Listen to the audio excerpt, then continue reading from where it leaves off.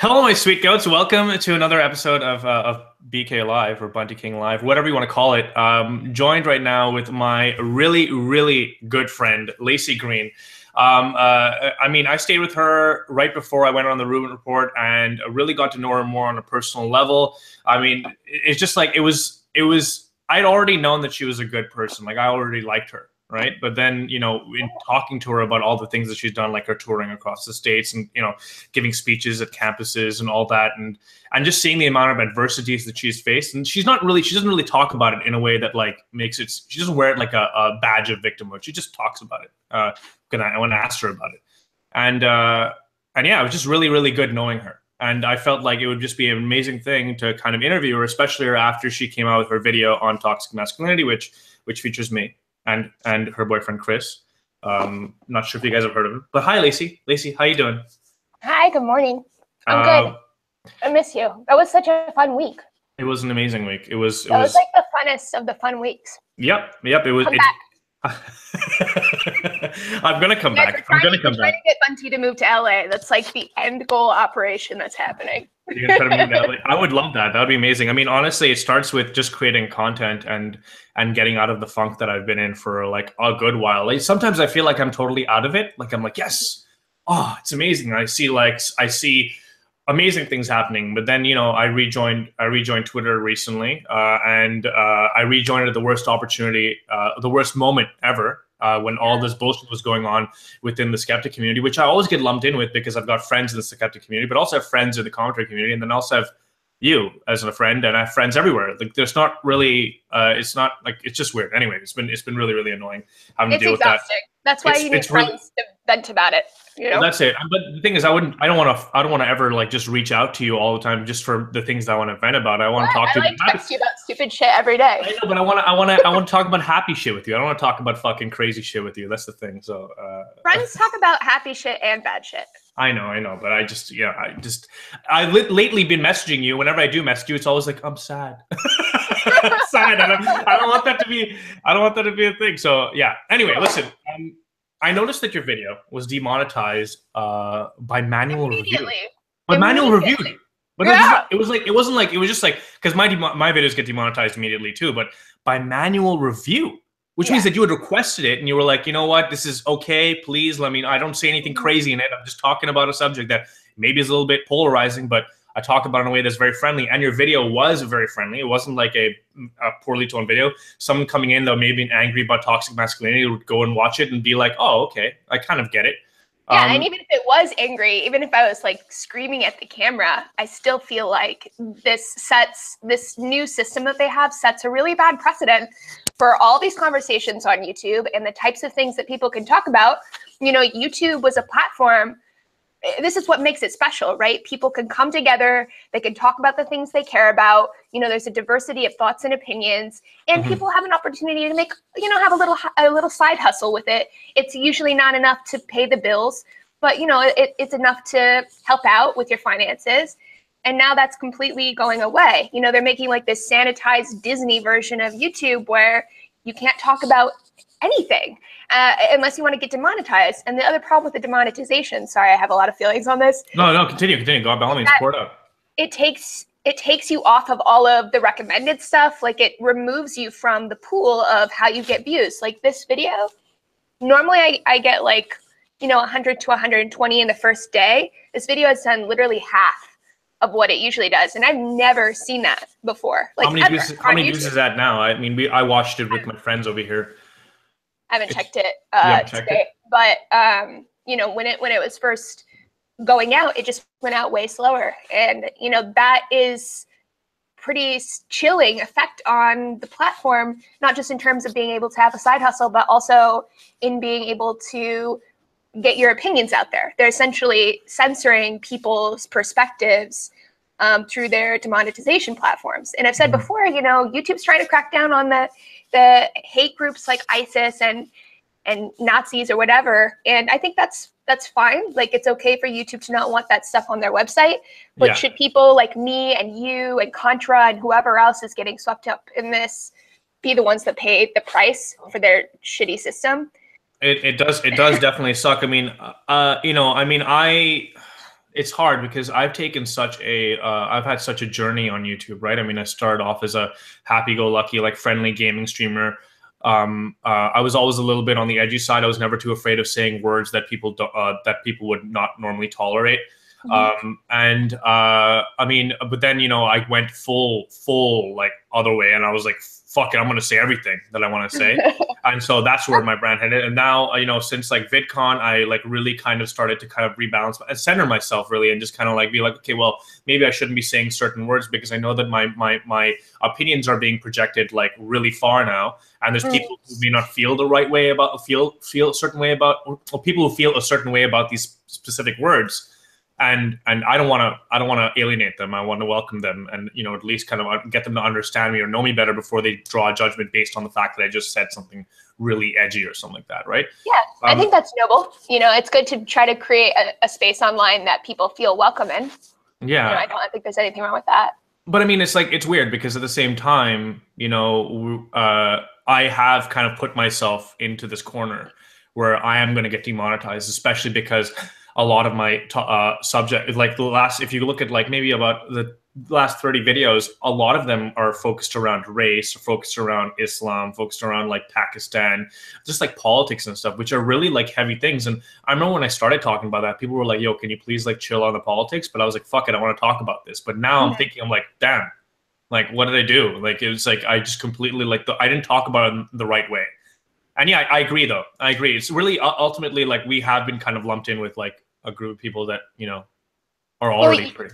YouTube just doesn't want any, you know, I think they saw the escalating level of the discourse the last couple of years around this stuff and just have wanted to squash it. And, you know, I think that's completely the wrong approach, because at least in the world that I hang out in, you know, YouTube didn't start off as this, you know, sort of sanitized, weirdly, I don't know, like rated G Disney environment. You know, YouTube, the thing that made it popular is it has a little grit, and people do argue about politics sometimes, and there is drama and whatever. And, you know, YouTube needs to find a way to sell the community aspects of who we are as a platform to their advertisers. And if they can't do that, then, you know, I don't know. I think that that's a failure for the platform, because it will result in people being phased out and YouTube just becoming a different place than it is now. And me personally, you know, I like what it was. I don't like what it is right now. One of the things that I guess a criticism that we may get, especially when we talk about stuff like this, you know, is that, you know, we may be selling out by not talking about things a certain way or being a little bit less aggressive. Selling out for YouTube dollars. Yeah, they're like when you change your opinion for money. Yeah, exactly. It's not what we're talking about is being a good communicator. You know, you're talking to thousands of people at once. You need to be thoughtful in how you talk to people. And if you don't understand that, you obviously haven't communicated with, you know, hundreds of thousands or millions of people at once. Exactly. That's I feel like I wish people would get that, you know. They don't, because they say, oh, he's saying fuck less, or he's saying like, you know, he's saying this cool edgy word that I like using around with my friends less. And I understand the environment that I've kind of built is like very friendly, right? So I feel like everyone on my audience members who get to know me, I feel like I can really pretty much say anything to them. But the thing is that like when I'm talking about something on YouTube, or when you're talking about something on YouTube, or when any one of our friends are talking about something on YouTube, they're not talking to just their friends. They're talking to their friends and the people that are going to be the people that happen to fall upon the video, right? And so it's like you, like you said, you need to be an effective communicator. You have to be able to convey your ideas in a way that's like received well by all, in a way, or try at the very most. You're not going to be able to please everyone, but no, you're not. And you know what you're describing is something that I feel the same way as you. And there are probably other people on YouTube who feel like, no, like, fuck people. I don't care. Like, I'm going to say what I want. I don't care if I hurt your feelings. And, you know, that's fine. If you want to create an environment where you're, you know, perhaps alienating some people or making them feel negative in your space, go ahead. You know, that's your right. But I agree with you in that it is important to have some level of thoughtfulness about what you say. And I say this as someone who has had moments where I was not thoughtful at all and really regretted it. You know, some of the stuff that I've said, or drunk tweeted or just kind of, you know, went off the handle when I was angry or upset. And that kind of stuff happens. But in the social media world, it happens in front of hundreds of thousands of people. And those words and those actions have consequences. So, you know, once you learn that there are consequences, that also sort of teaches you to be a little bit more aware. At the same time, I also feel like sometimes people are a little bit oversensitive about stuff. You know, like I consider myself a very sensitive person, but also in some of the feminist sphere stuff, sometimes I feel like just know, like I'm required to reach down to my toes of empathy for everything, everywhere, all the time. You know, the language gets so like specific, and that is so draining in this specific field that I work in, where it's more of a mass communication thing. In a classroom or in a therapist's office or in a doctor's office, yeah, I mean, you can accommodate those things much more easily. But when you have, you know, 10,000 people who are shouting conflicting demands at you and saying you're insensitive and you're, you know, an asshole, you're a racist, bigot, sexist, whatever, if you don't use the language they like, there is no way to win in that situation. Exactly. And it's funny because, like, I think that the word SJW has been completely it's been spread on like this big piece of toast. That's pretty much like what it is now. Like it's like before SJW was very like, it was like, okay, SJW is someone that's going to lose their minds, try to contact your family, try to contact your friends, try to contact your job, and like really try to fuck up your life, right? Just because you said a certain word. But now being called an SJW means like you're just not going to use these words in a public setting. It's like so weird. Like you hung out with me. The amount of times I said a word that maybe you don't like using when I was with Chris, you heard it. You would say you hear me say things, right? But I wouldn't say those in public, not because I'm afraid of someone hearing them, but because I know that people will hear them and be a little bit, it'll jar them, and I don't want to do that. I want to make them feel comfortable or allow them to get to know me, which is like it's not a bad thing to do. It's not. No, I like that about you. Because to me that says that you're a person who is compassionate and empathetic, and I think you are deeply compassionate. You're maybe one of the most compassionate people that I've met on YouTube, honestly. Really? And yeah. I mean, that's very kind of you. I feel like you have I can be an asshole. I can definitely be an asshole. I know you can be a dick. I've witnessed that as well. But I think that like your level of self-awareness and the desire to have fun and have a good time, but also to recognize that that doesn't mean you have to be a complete asshole all the time.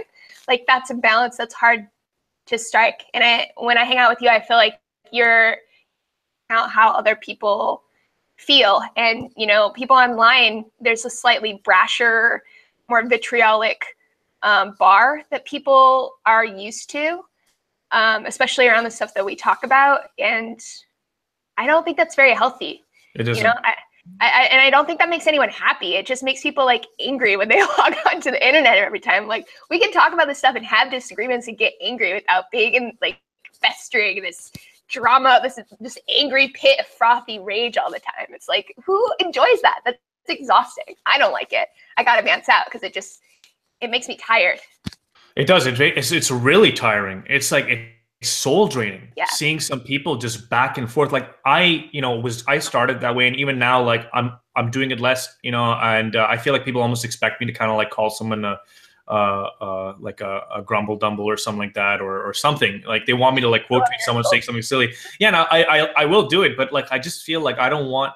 Even the people that feel are being like super, like that I really don't like like a crazy alt-righter or some crazy leftist. Like at that point, I just don't, I'm like, if I quote tweet this person, what's happening is I'm sharing this thing, and I'm also I'm telling my audience that this person's voice is important enough for me to quote tweet them and then make fun of them. And now all of a sudden, even though I am making fun of them, and even though we're having a good laugh or I'm making fun of their ideas, I thought that their ideas were important enough to address. And so like, that's something that I'm trying to balance now. I'm like, how do I do that? How do I do this? Because I see some things I'm like, nobody thinks this way in real life. And I even talk about it. You know, like it's so strange.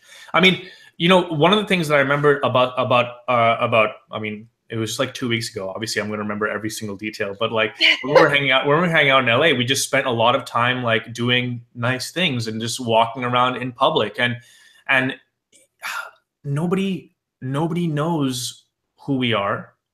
Everyone's doing their thing. And like, it came to a point where I'm like looking at it and I'm like, all this stuff that we're talking about, we're taking so seriously. How seriously is everybody else taking it? Not very seriously. I mean, people get fired up about stuff, but this is also like where our community is at online.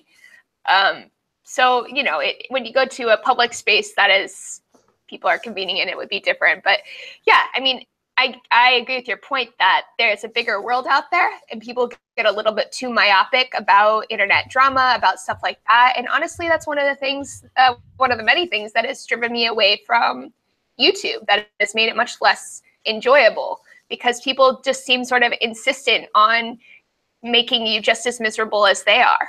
And it's like, life's short, you know, we're about to get nuked by North Korea. Like, I got to get my shit in now. I don't think that's going to happen. I think before that happens. Talking about it on the radio, I'm having like panic attacks every night. Yeah, well, exactly, because they want to talk about it on the radio. The radio's always, I've loved the radio. It's so funny because like, it's like, for me, like back in the day, you know, when they had the Cuban Missile Crisis, I wasn't present around that time, but you know, they were pretty crazy about it. Like they were doing stuff on the radio all the time, right? And it's just funny that you're hearing about it on the radio again in terms of North Korea. And I can only imagine that the tension in the States must have been palpable during the Cuban Missile Crisis, right? It must have been so similar, right, to what it is now. It's terrifying. You know, it's an existential threat.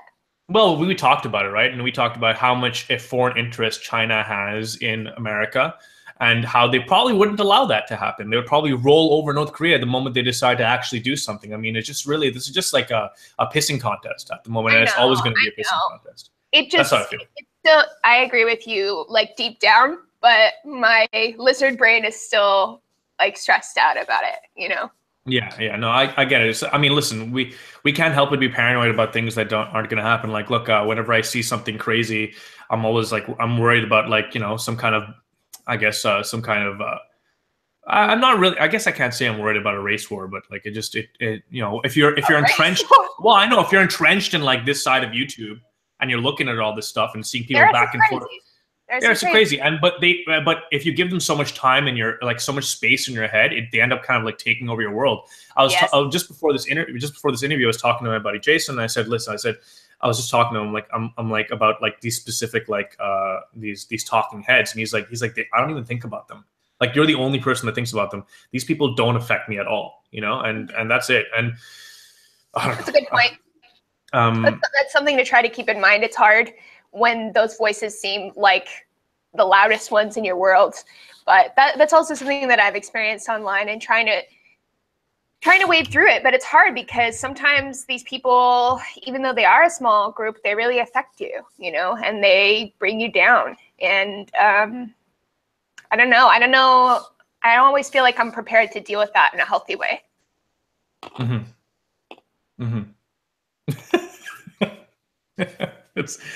eating peas. What are you eating? Peas? Peas. Do you want one? You're eating peas. That's so funny. I'll send you a pea. Send me a pea. Thank you. Please send me some peas. I appreciate them. Do you have them salted? Got it. Yeah, they're roasted and salted. Okay. Okay, so let's talk a bit about toxic masculinity, okay? Because that is the name of this video. We spent a bunch of time talking about all sorts of other stuff and almost halfway through the interview. For those of us that haven't seen the video, okay, and I'm assuming that people in the chat have definitely seen it. What is toxic masculinity? For me, when I think of toxic masculinity, it is about, like toxic femininity and masculinity are just gender roles. They're sort of arbitrary sets of traits, like some biological roots, you know, like women being nurturing. Well, you know, women usually have babies, so things like that. But on the whole, there's a lot of just arbitrary traits that we kind of police in boys and girls, and we reward them when they, you know, express those traits, and we punish them when they don't. And I think toxic masculinity is when we reward traits that can hurt other people, you know, whether that's women that they're dating or, you know, people in the world. I don't know, even if it hurts themselves, which I think like emotional repression, like don't be a pussy, you know, shit like that. Yeah, that don't I be a think pussy that thing hurts is guys. so annoying. It really It's so hurts annoying. guys. Like I've seen it affect guys in my life in a really serious way, you know, where they can't deal, they learn to just push their emotions down instead of handling them in a healthy way. Well, it's funny because, you know, I'm reading the chat and some people are like, "Oh, Bunty's trying really hard to get some vagine." And I'm like, dude, I'm talking Fuck off. I'm talking I'm talking to a friend. It's like, it's weird. I would say that falls under toxic masculinity. I mean, I'm not going to go and be like, "You're being toxic," but I'm looking at him like, "Why are you being so fucking gay, dude?" That's what you can't call him toxic without a megaphone. It's true. It's true. You had so much fun with the megaphone. So, guys, Laci got a megaphone, right? And she was so happy and excited. And the entire time, like, it was like she was sick that whole week. Like, so she was like sniffling and all that. But when she had the megaphone in her hand, she instantly became the most toxic person in the room. She kept using it over and over again, yelling at Chris, saying ridiculous things to Chris. Chris was. You could see like at some point Chris just like tried to ignore her and was like looking at his phone, but you could see like sadness in his face as she was just yelling. I know he did. It was so great. I felt good. I felt good because I was like, oh, she's so happy. I'm like, this is great. You know, like, I've been sick the whole time. I feel so bad because I felt like I was imposing on you guys, even though like that's just something I do. I'm like, oh fuck, I'm imposing on them, and so silly. it was that's just how I was raised. Like, I don't want to like bother anyone. I just want to like fucking do my thing. And you know, but it was funny. There was so many people there was a bunch of people that wanted to see me in LA, and this is gonna sound so silly, but I was like, I didn't want to leave you guys. I wanted to like hang out with you guys. So it was so stupid. And you guys, for those of you that don't know, also Laci drove me to the Rubin Report, right? And I wasn't really asking her. I asked her if she wanted to come, but I didn't ask her if she wanted to come just so I can get a ride. I asked her if she wanted to come because I genuinely wanted to hang out with her. Yeah, but like, and I wanted to be there for you. You know, because I know you were having some nerves and you were excited, and yeah, I was very nervous. And you know, it's funny. We talked a bit about like the demonetization, and obviously, yeah, it's true. We've been like, I feel like I've been hit by it because my videos don't get anywhere near as many views as they would before. You know, because they get demonetized right away. Yeah, it's such a. Well, it sucked. It was extra bad because I didn't have my Twitter, which is like another sizable audience that I could capitalize on. But now it turns out that I'm actually been shadow banned. People aren't seeing my stuff in their timeline, and my tweets aren't getting anywhere near as much reach as they used to. You know what? I don't see many of your tweets either. That's it. But I don't know. You know, it's hard to say that that's being shadow. Isn't there like a shadow ban checker? Like you can check if you're shadow banned? I don't know if I trust it, but someone said that they have me they have notifications turned on my tweets, and they still can't see me. Oh, that's so weird.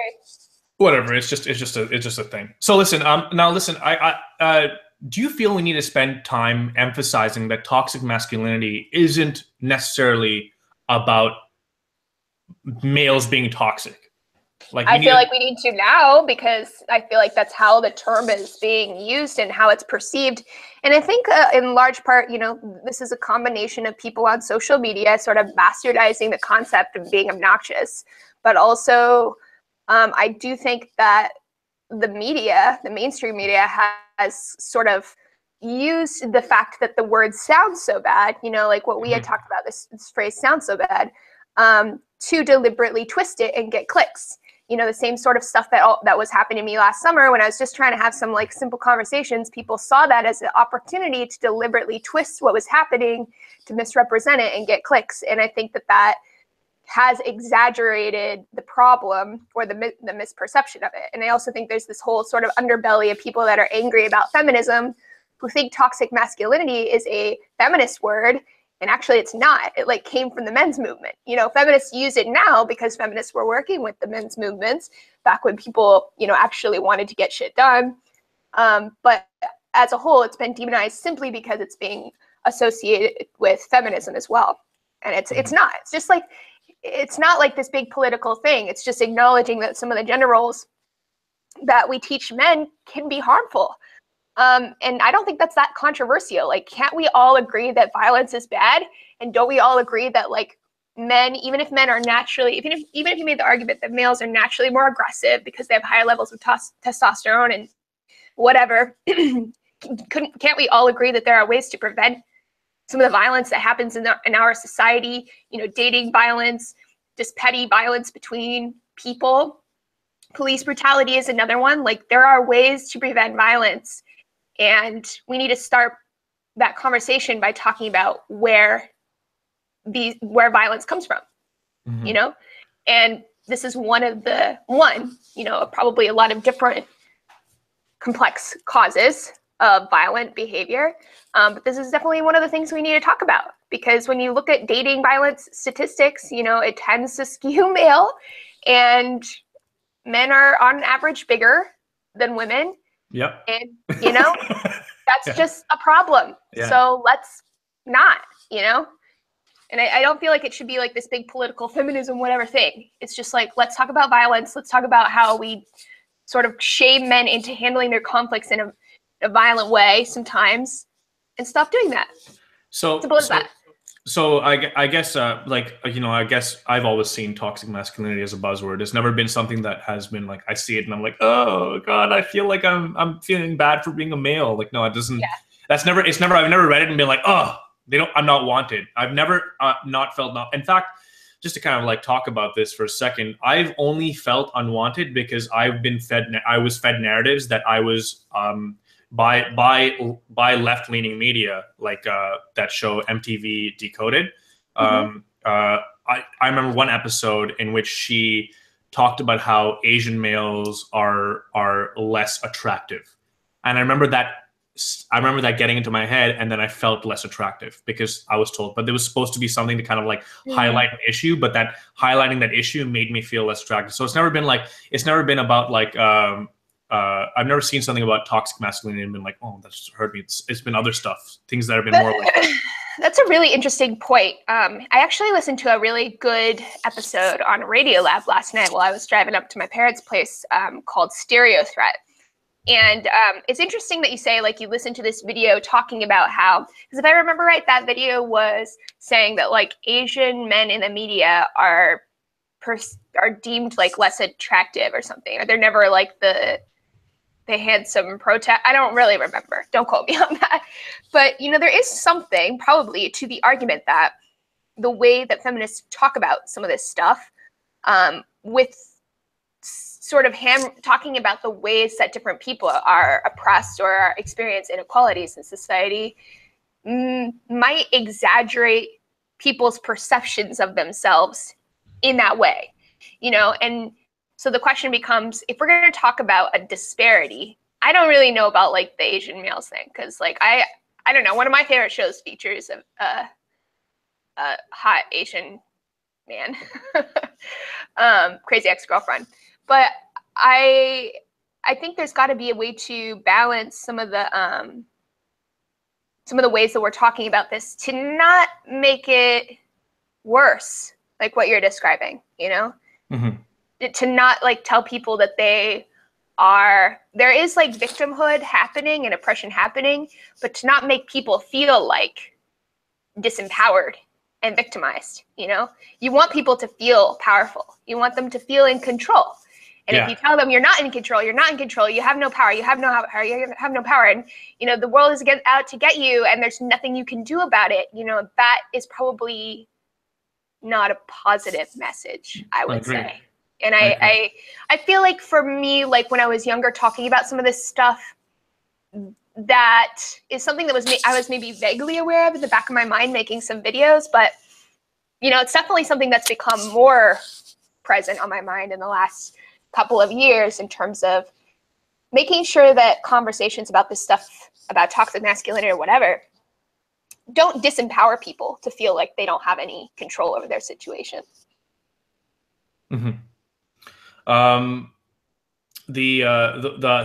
It's ultimately, I guess, I'm sorry, I was reading the chat for a bit. I was looking at the chat and just like seeing what people have been saying. How's the chat? The chat's good. Chat's pretty chill. It's pretty chill. Just some super chats that I've seen, and I would like to kind of address them. There was one chat, actually, yeah, this is what I wanted to say. Someone said something about how, this is a regular viewer of mine. They said we don't need the term toxic masculinity because we already have another word for the term that's called machismo or machismo. Mm-hmm. Yeah, it's sort of the same thing. Mm-hmm. But it doesn't have that clickbaity feel, right? Toxic masculinity is so clickbaity. It gets people, That's true. Drawn in. Machismo, you kind of see it and you're like, oh, okay, I get it. Yeah. That's true. Yeah. So much is communicated in the words that we use. And this is actually like, you know, the people who are a little bit on the far left side of things are talking a lot about language and words and, you know, using this argument, you know, that the way we communicate about things is important, have sort of taken it to an extreme where words are now violence and things like that.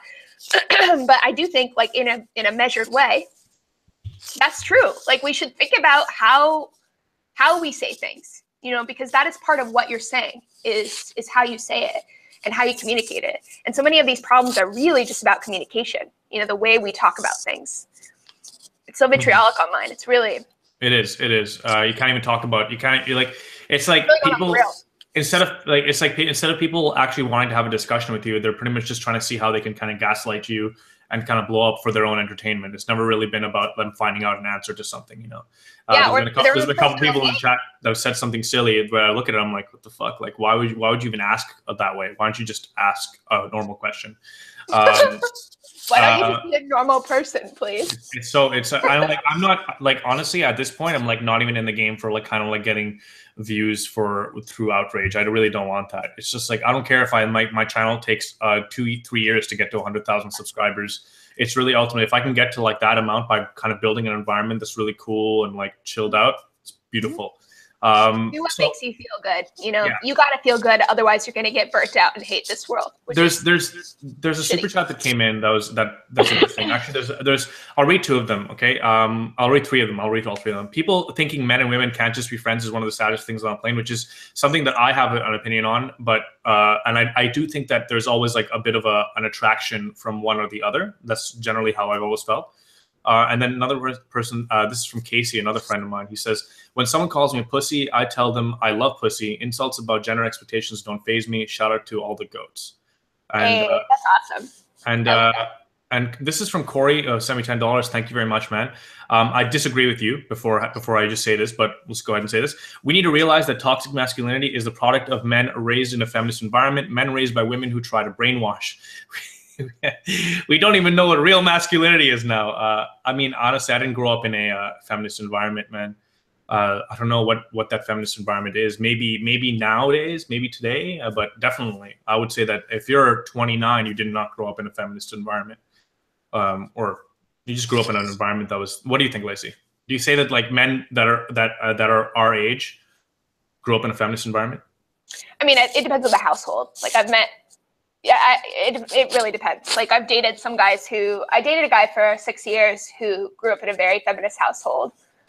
You know, his parents were both feminists and organizers, and you know, he is like the sweetest, kindest person, very smart, you know, tough on his feet, like tough when he needs to be. Like my experience with people who have had feminist parents is that they become very well-balanced, well-rounded people, men who aren't afraid to cry, who respect women and don't see sex as like a conquest, and who get shit done.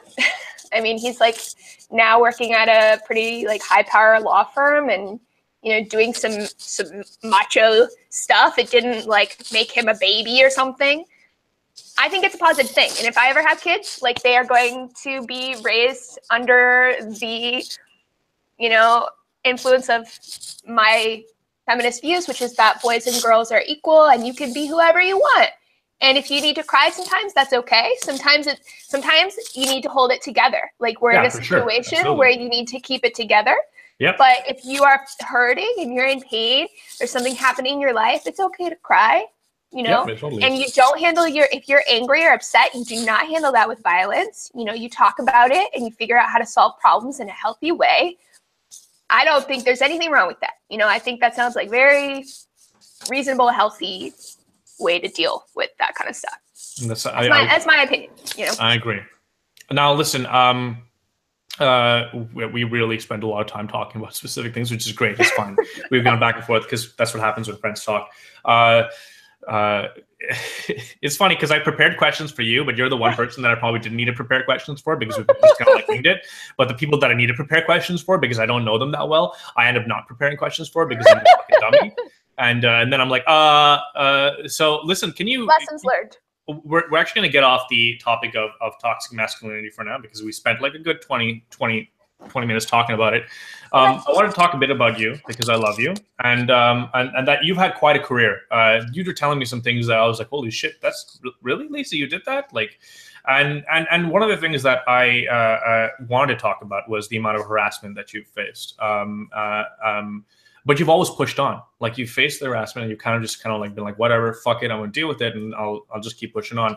Like how has this affected your development as, I'm gonna go ahead and use this cringy term but I hate using this term, but it's the only term I can think of right now, as a thought leader of sorts. And how could you like recommend what could you recommend to other people who are on the same path as you? So I think it's funny that you see me as someone who's pushed on because I feel like someone who's been incredibly stunted by some of the stuff that I've had to deal with.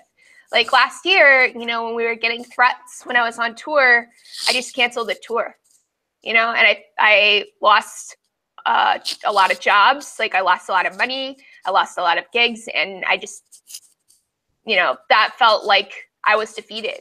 And there have been moments where I felt defeated. And I feel like a lot of the struggles that I'm having on YouTube right now are in part feeling defeated, not entirely. There's other things going on too with the changing politics and my own sort of evolution as a person and wanting to sort of branch out of YouTube and not be, you know, stuck in this YouTube box that I just started as a hobby. Like this wasn't ever meant to be my life's work, you know? But it does, I think, you know, the takeaway is that sometimes shit will get you down. And there are consequences for harassment.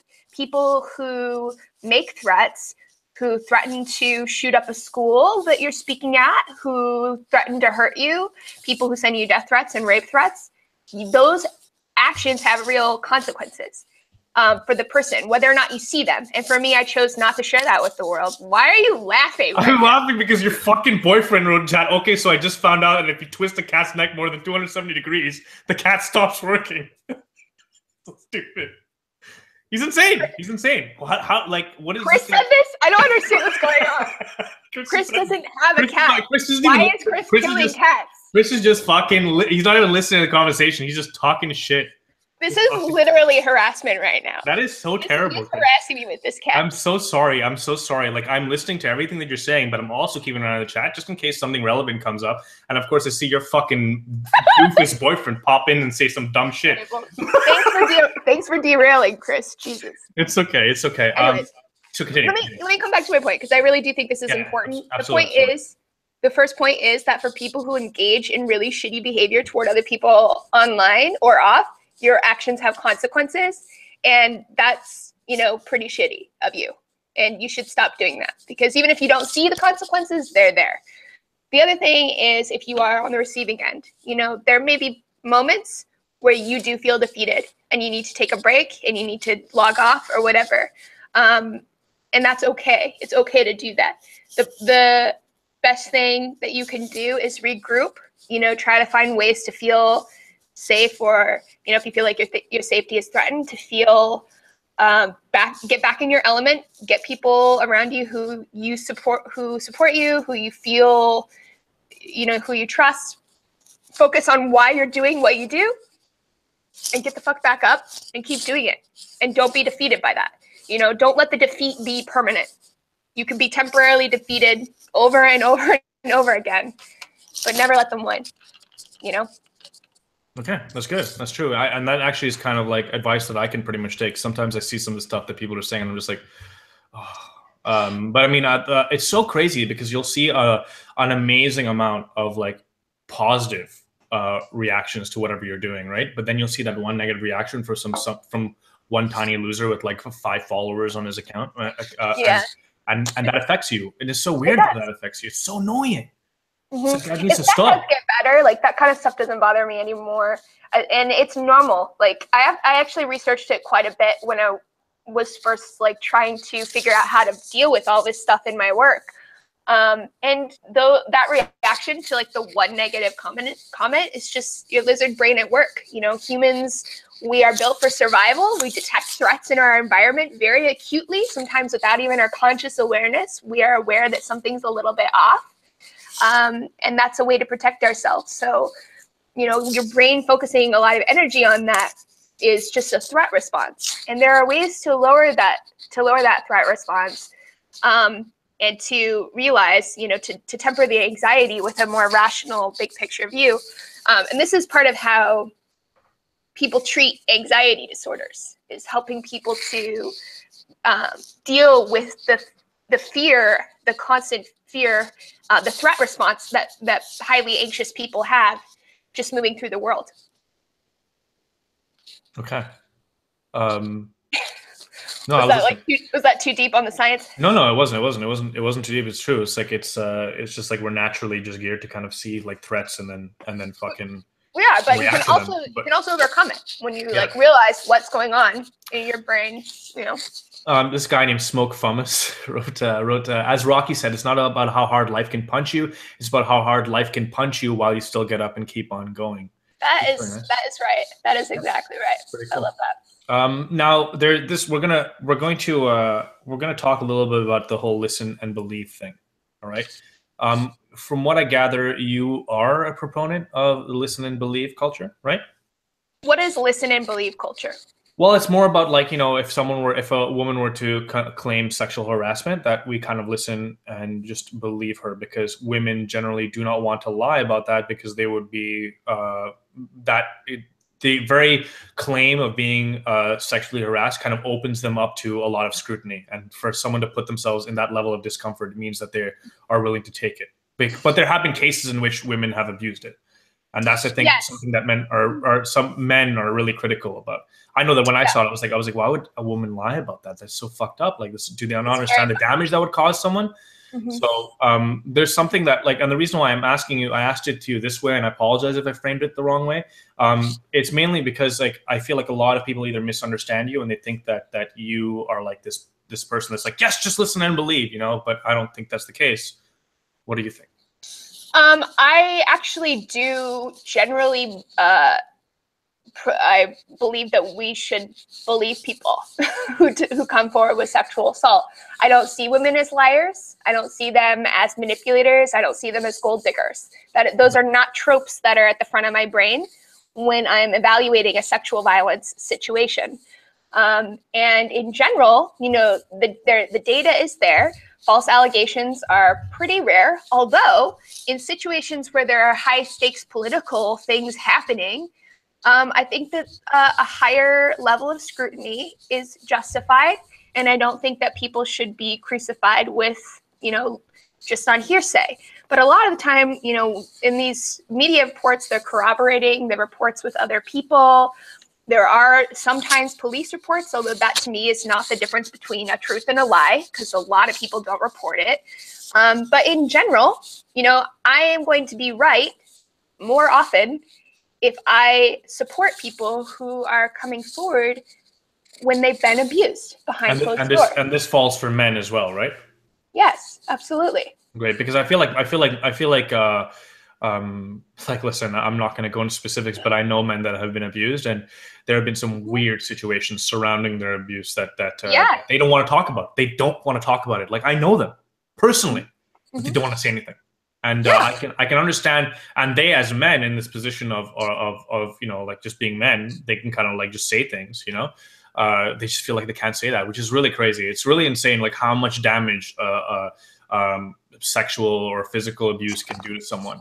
It's really awful. And, you know, I understand where people are coming from when they're concerned about political opportunism and stuff. And yeah, you know, where it seems appropriate to have, you know, a little bit more scrutiny, but don't jump the gun. You know, my problem is that a lot of people who criticize my approach to sexual violence don't believe people even when there's mounds of evidence. That to me says that they have a bias already, right? They have decided already that women lie. And what? So rape never happened? Like they're all just lying? I mean, that's absurd. So yes, we need to be cautious, and we need to make sure that people who do make false allegations and stuff are prosecuted to the highest extent of the law. That should be very, very illegal. It is very, very illegal in the United States, and for good reason, because it deters people from lying, because they know they can face legal consequences if they do it. Yep. And that's important. It's not going to rule everything out. The system isn't perfect. There are no really easy answers a lot of the time. But in general, I have worked with people who have been in abusive situations for many years.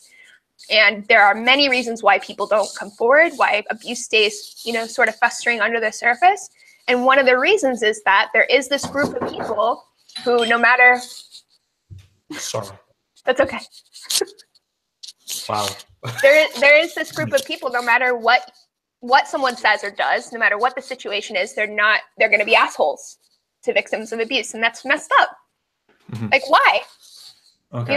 The thing is that something I'm seeing come up in the chat now actually is another term. They say trust but verify. What do you think about that? I think there's different situations. Like, I usually work in a counselor capacity. My job is to listen and believe, and that's my philosophy in my work as a sex educator. So it's a personal thing, right? You're not saying, like, when you say listen and believe, you're not saying like everyone should just listen and believe. I mean, it's ultimately comes down to a personal choice, right? I think there's, I don't know. I think that I'm not trying to twist it around. I'm just trying to. I know. Yeah. I think this is a complicated issue. It is difficult. Like, I think due process and those things are problems we should pay attention to. I also think that in general, there's way more paranoia about this stuff than the paranoia is very disproportionate to the level of the problem. And anytime there is a situation like this, which they do happen, high profile situations like this, they are really sort of hyped up and inflated, whereas all the hundreds of thousands of situations where people were telling the truth and were not believed are sort of ignored, right? So there's like this selective narrative that's going on, and I think we need to be balanced. I like trust and verify. I think in terms of some of these political situations, that's a good idea. I think in terms of, if your role in a situation or a context, if it could cause harm, yes, that's a good rubric. As a counselor or an advocate, I'm going to direct you, because the center that I used to work at was where abuse victims would be brought in by the police right after a domestic dispute, and we would help them make domestic violence reports, which they could use to get a restraining order against someone this is usually after multiple situations of abuse. And some of these people were like at high risk of actually being murdered. So for me, like, I already had the proof, the police brought them to our office. And I think in general, like on a broader level, it's good to, we need to ditch this attitude of just like the people who are putting a blanket statement on everyone is lying. Yeah. It's bad. Just like we can't say everyone is 100% telling the truth, like we do need to have a balanced approach. But in general, people don't lie. People don't lie about sexual assault in general. Where there's political situations like that stuff that happened with the Washington Post thing or whatever, those situations are obviously more complex because of the power involved. But in general, people don't lie, and that's supported by the data. This is just science. I agree. The amount of false allegations aren't anywhere near as high as people may cut them out to be. But there is a problem that there is the problem that that some people, for example, like that women that do get exposed for false allegations, they don't really get anywhere near as much the punishment is too light on them because it Yeah. can destroy someone's. And that's another conversation for a completely different time. I mean, I feel like it's like people always expect all the solutions right away. Like everyone needs to have to approach every topic with all the solutions in hand, but it's not really about that. It's really just about it's just really about, talking, getting the conversation going. And ultimately, and this is something that I've said to you and I've said to pretty much anybody that wants to talk to me about any kind of political stuff, is that we don't really affect much policy. Like we're just talking about things with people because we are maybe paying a little bit more attention to our communities and we're talking about stuff.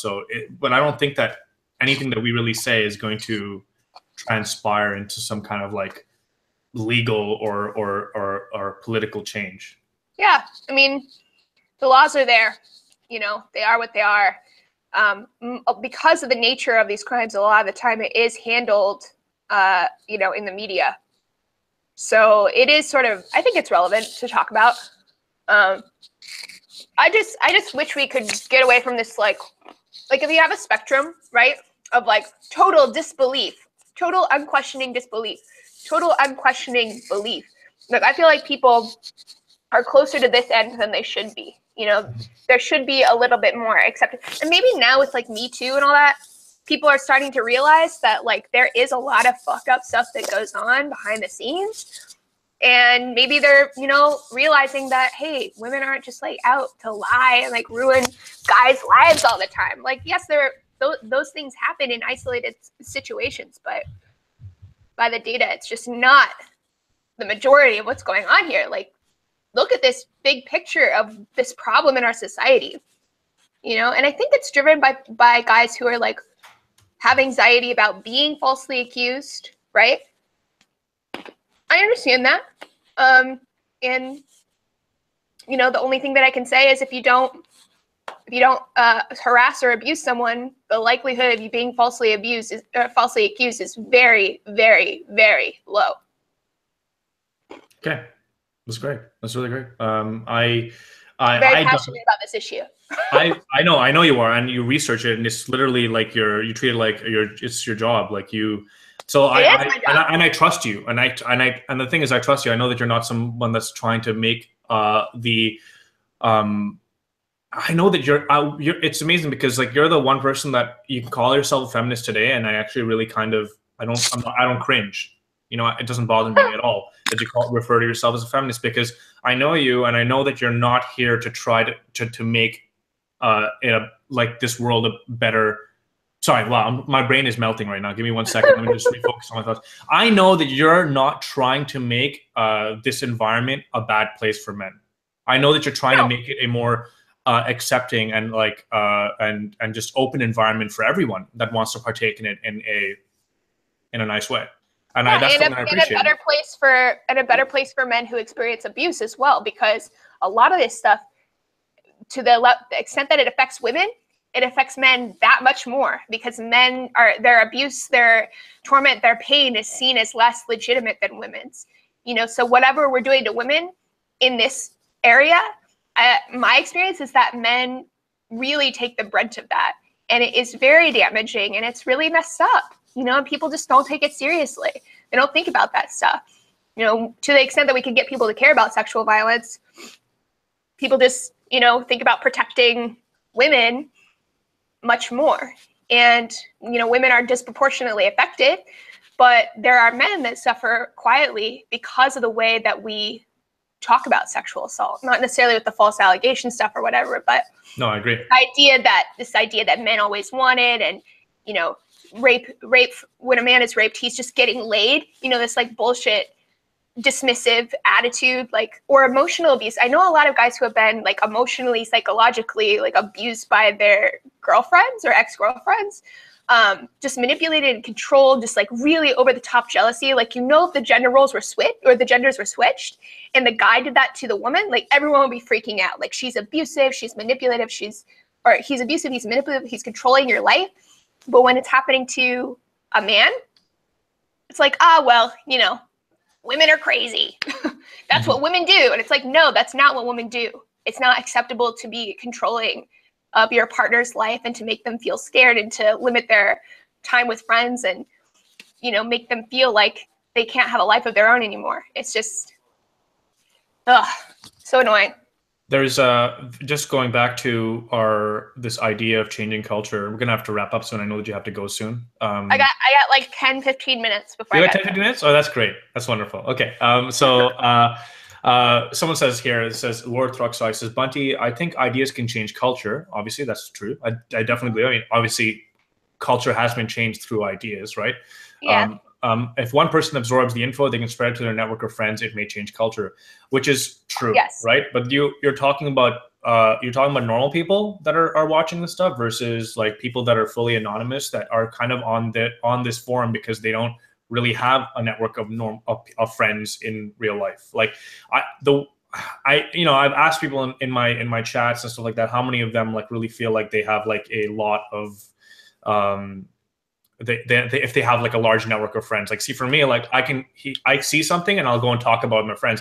That whole like Mouthy Buddha bit that happened, I showed it to like some of my Jewish friends here, and they were like, whatever, So that for them, it's just it's like the idea was given to them, and they were like, nah, So, well, but you're talking about subcultures. Like we are exactly. in a subculture right now. We're in like, my parents probably think it's really weird right now that I'm like screaming at my screen, but there are real people invested in these conversations. So I agree with the super chatter that, maybe you're downplaying your impact and like the influence of these conversations.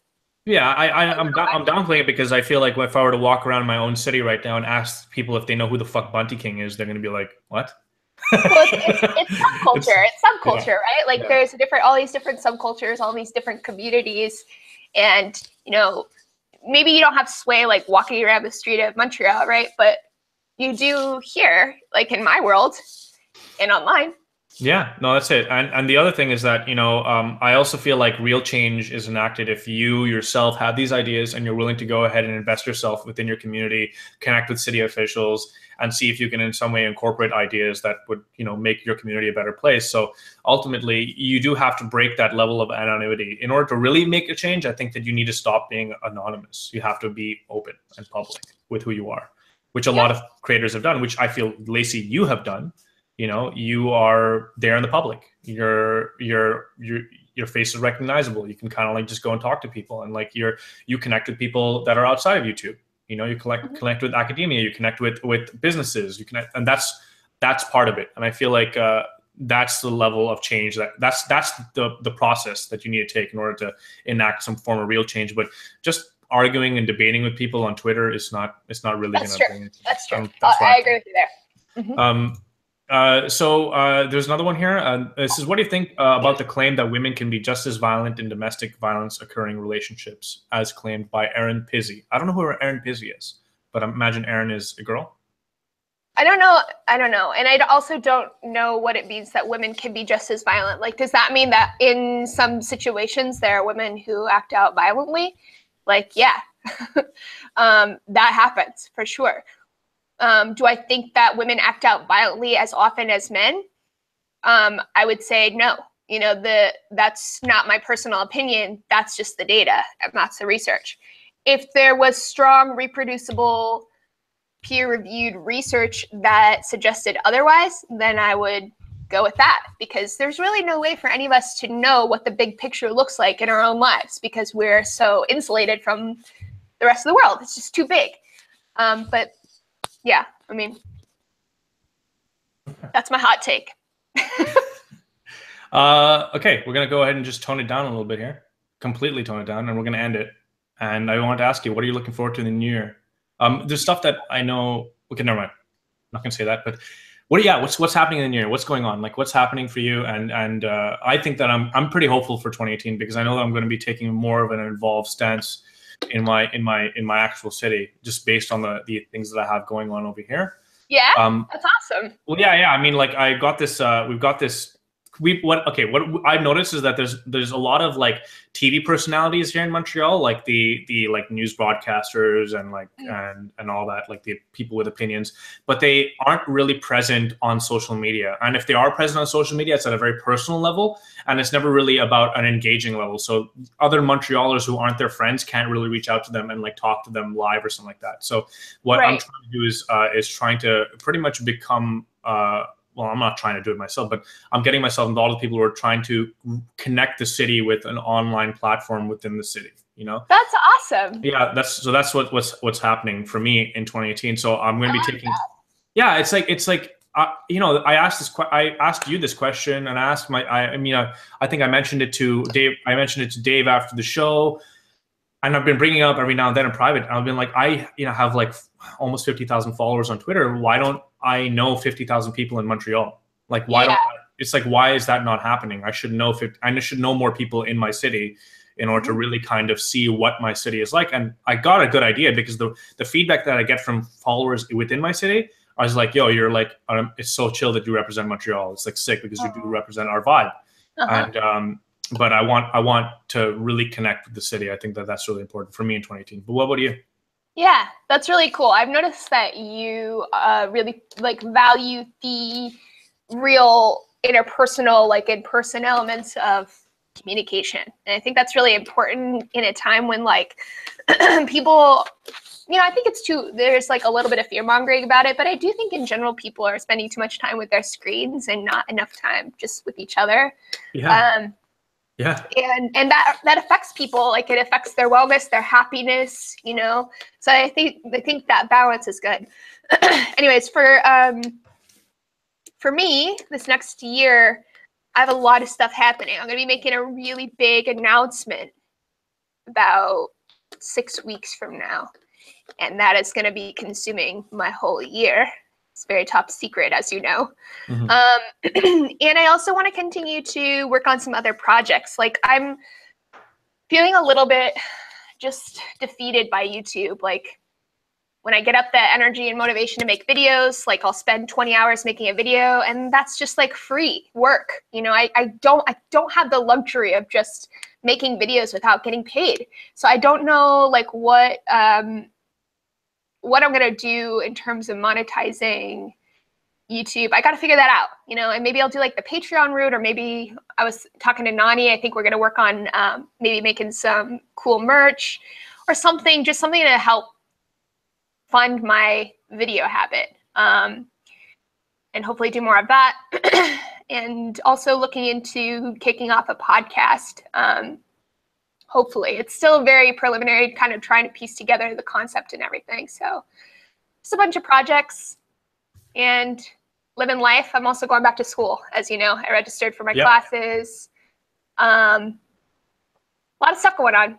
It's all good stuff. It's good stuff. I feel a little stressed, but on the whole, I'm pretty happy. I'm stressed. I'm definitely stressed too, but really trying to refocus onto a more local level. So when I do make videos, I'm trying to make videos that are a little bit less. Still want to do these interviews, but I'm trying to make them a little bit less political. I'm just trying to like maybe just become more of just social. Really talk about like the social shit, the social workings of our communities, and really refocus once again to a more like local. Because I need to live in Montreal. Montreal level? Yeah, I need to live in Montreal. I need to like I want to start working with brands over here. I want to help brands over here. I want to like, I've been looking for I have a conversation. So I have I have to set up a meeting with this guy who has a catering service, and he preps meals for people. And local business, and he really likes my message. He also likes my politics, and I'm like, yo, dude, like, do you want to like partner up? So just you give me food, and I'll promote your brand, and he's like, yeah. So it's like kind of like an exchange, like a barter of sorts, and I'm trying to get that. Yeah, I really, and like just want to align with brands that I really like. And this is a really good super chat that just popped up actually, and we actually talked about this in some detail in your car once. It says, Laci, you should get into the sex toy industry, designing, especially with your background. Your products would sell. I'd sell them in my store. Ooh, cool. Hit me up. Send me an email. Let me know what your story is. Yeah, I have actually thought about going more of the sex toy route because it's just so fun. It's just like finding ways to help people orgasm, which is, you know, very lighthearted and kind of like connects you to your own vitality and sexuality and stuff. But I mean, the problem is I don't even know how to like get started on something like that. A lot of the stuff that I'd like to do, I just don't even know where to begin. And I have not yet had time to really do the research. But maybe this next year will, you know, be the time. Yeah.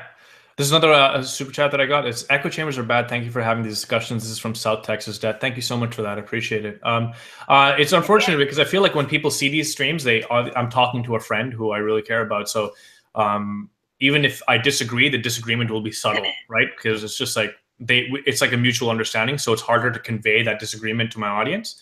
So people will see it and they'll be like, oh, they're just agreeing with each other nonstop. But well, also like you and I do, you know, have very similar views. But you don't live in an echo chamber. Like you feature all kinds of people on your channel. So I try to. My one thing is just if I think that they're a bad person, then I'm not going to go and talk to them. And of course, people get really butthurt when they talk about bad person because like to the person, it's like listen, I just based on who I'd hang out in real life. If I don't want to hang out with you in real life, then why the hell would I want to interview you? You know, it's really just that simple. Yeah, I think that's totally okay. It's not like I'm. This is my channel ultimately, so I can do whatever I want. It's like we're in your house. You know, you don't have to invite people in that you don't want in there. That's it. That's exactly it. But thank you for inviting me to your house. Thank you. Thank you for coming. I appreciate it. And listen, I'm trying to find a way to spend a little bit more time in LA. Because I found that it was like just a good time, and I think that, you know, there's a lot of there's opportunity there, and it's really brutal here right now. It's very brutal. The winter here is bad, very bad. Oh yeah, it's so shitty. Like, and I have to travel like 30 minutes every day to get to my studio, and I don't like it. I'm like, it's so. You gotta come back. You gotta come back to paradise when it gets a little bit less crazy, you know. And I save up a little money. Hopefully, we can come see you in Montreal. That'd be really fun. That'd be great, and ultimately, I'd host you guys, so it'd be fine. You guys wouldn't have to worry about any place to stay, you know. Okay, I'm picking up. It's happening. All right, well, Laci, thank you so much for joining me, and I'm pretty sure my audience is very appreciative as well. And listen, I love you. Thank you for being here. Love you too. Bye, guys. Right. Take care, guys. Thank you for watching. Oh, and by the way, if you did enjoy this, feel free to go ahead and leave a like. Hit that sub button if you're completely brand new here, and leave a comment down below. And remember just to be chill about it, and think about it in terms of engaging in discussions as opposed to slamming your opinion on the table alongside your penis. All right. Have a good one, guys. Take it easy. Bye bye.